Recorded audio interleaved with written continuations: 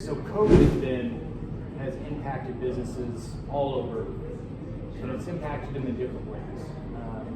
You've got the type of business where, it really helps to have people in your restaurant or in your bar that are here.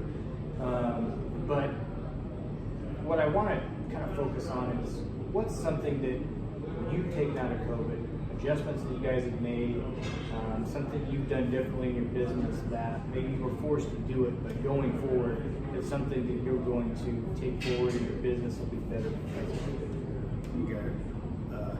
Well, this is going to start out sounding like a negative thing, but it's going to turn around. Okay. All right. So, you could kind of tell for a month that things were kind of looking bad. They were looking bad.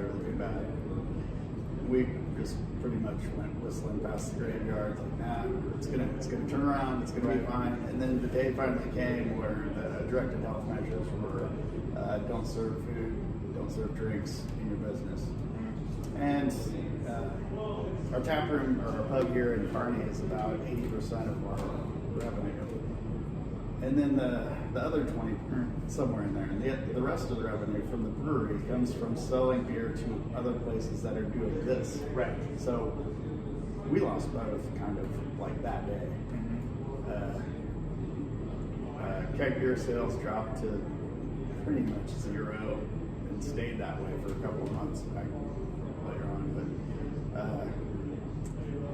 So we did the same thing everybody else had to do. Sit down at the kitchen table, figure out what we can go forward with, what we're going to have to do to change. At the time, we were getting ready to buy a building in Axtell, where the brewery is. Okay. So we had saved up the down payment for it, and we decided we can't buy that. Right. We're going to need this money going forward. We've got certain employees that they're not going to be easy to replace, so we're just going to pay them whether we can find work for them to do or not. Right. And of course, we'll pay ourselves so we can make our house payments and whatnot. Right. And make the bank payments, and we'll just see how long that lasts. It looked like we could probably hold out for a year or so and see what happened. So that's what we decided to do. We came in the brewery the next day. We only had hours for like maybe 25% of our kitchen guys were still doing carry out and drive up, and took some of the brewery people and had them start doing delivery. So we did a little bit of research, and we found out that a year before, a law had been passed in Nebraska allowing delivery of beer, and we didn't even know about it. Really? Like, well, we're going to start delivering beer and pizza then. So me and my son and our main brewer now started delivering pizzas. And then also about the same day, the governor did a measure where you could have a mixed drink to go out of the building. Right. It could had to be in a sealed container. It didn't have to be labeled, and it could be a mixed drink. Like we've been selling beer to go forever. But we'd also been selling a mixed drink called Thunder Punch that we mix up and put in kegs for about 20 years. And for 20 years, people have been asking us to buy it to go. We can never sell it to go. Right. It's a mixed drink. Right. Well, that day we could sell it to go. So I shot my lawyer an email saying, this is the thing.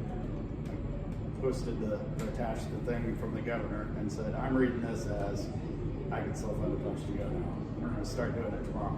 I'm not asking if you interpret it the same way. I just want you to be in the loop as we're going to do it. He's like, all right, yeah, looks good. So we did a post on Facebook, and man, it went crazy. Yeah. We got, I don't know, 100 shares. We had 50,000 views. It's like the wildly most popular thing we've ever posted. Yep. And the next day, we had a line out the door. We couldn't keep up. We rehired all the kitchen people that we had laid off the day before. Right. Got them to come back to work, and then a lot of the servers, any server or anybody who wanted to work, as many hours as they wanted to work, they could work. But about half of them didn't want to come back to work, Right. which is totally cool. I understand that. Yeah. The other half, we train them how to bartend. We mostly train them how to make Greg's Thunder Punch. Right. So, Yeah. and we sold out of, we would normally go through about 800 growlers, glass containers, in about 8 months' time, about 100 a month. And we'd get, that day we went through, I don't know, 400. And the next day we went through another 400, and we were out. We went around and bought all the glass jars we could find. And Carney went to Menards and Walmart and got all the quart jars and brought them back and just started filling them with Thunder Punch. And we sold it as fast as we could make it. Luckily, it's basically just pop and whiskey. We make the pop for it. Yeah. And so we could make a batch of it in a day. Unlike beer, where if that happened with beer, it'd take us 6-8 weeks to start catching up. With this, we could start catching up the next day. Started ordering glass. We started expediting it.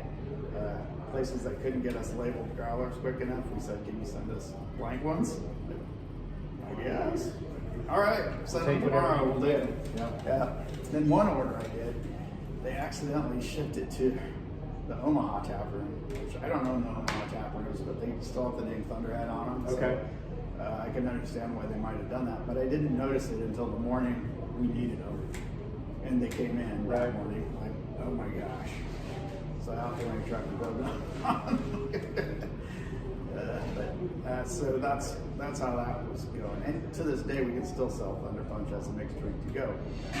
But after seeing how much demand there was for it, we decided that we needed to figure out a way that it wouldn't be a mixed drink, where we weren't putting somebody else's branded stuff into our branded pop and making some kind of composite brand that would be legally messy to grow. Right. Or downright illegal if the governor changed his mind, or if we wanted to sell it to a third party. If another bar wanted to sell it, we wouldn't be able to sell it to them unless we had made it all ourselves.